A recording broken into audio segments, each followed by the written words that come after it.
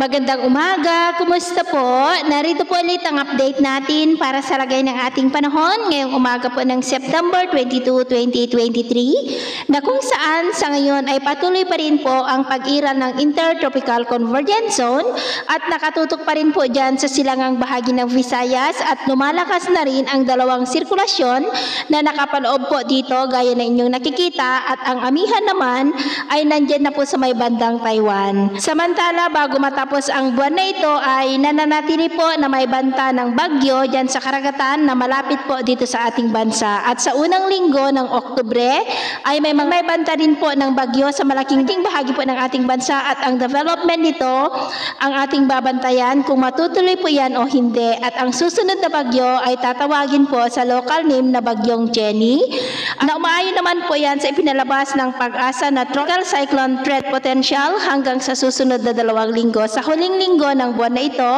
ay may banta nga po ng bagyo at sa unang linggo ng Oktubre ay may banta rin po ng bagyo at ito naman po ang pinapakita ng forecast model na ating ginagamit hanggang sa susunod na 2 linggo. At sa lagyan naman po ng ating panahon, ngayong madaling araw ay generally fair weather po sa malaking bahagi ng ating bansa maliban lamang sa mga tsansa ng mga isolated rains sa ilang bahagi po ng Mimaropa, Camarines Norte, Panay Island, Negros, Cebu, Bohol, Leyte, Samar Provinces, Sulu Archipelago, Zamboanga Peninsula, Sultan Kudarat, Sarangani at Davao Oriental.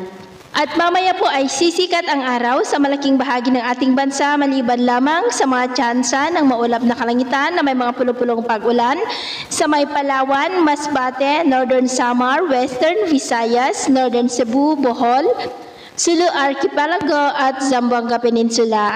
At mamayang hapon po mas mataas na ang tsansa ng maulap na kalangitan na may mga pulupulong pag-ulan sa mas malaking bahagi na po ng ating bansa. Kaya kung lalabas tayo sa ating mga tahanan ay ugaliin po natin ang magdala lagi ng kahit anong panangga natin sa init ng araw at proteksyon na rin po sa mga biglaang buhos ng ulan. At sa atin naman pong mga baybayin, wala naman po tayong nakataas na anumang gale warning signals pero iba yung pag-iingat lamang po kung papalaot tayo para mas makaiwas sa mga sakunang pangkaragatan. So, yun po ang latest update natin sa araw na ito. At ako po muli si James na nagsasabing, sa kahit anong pagsubok po na darating sa ating buhay, wag na wag po tayong mawawalan ng pag-asa. Thank you and God bless!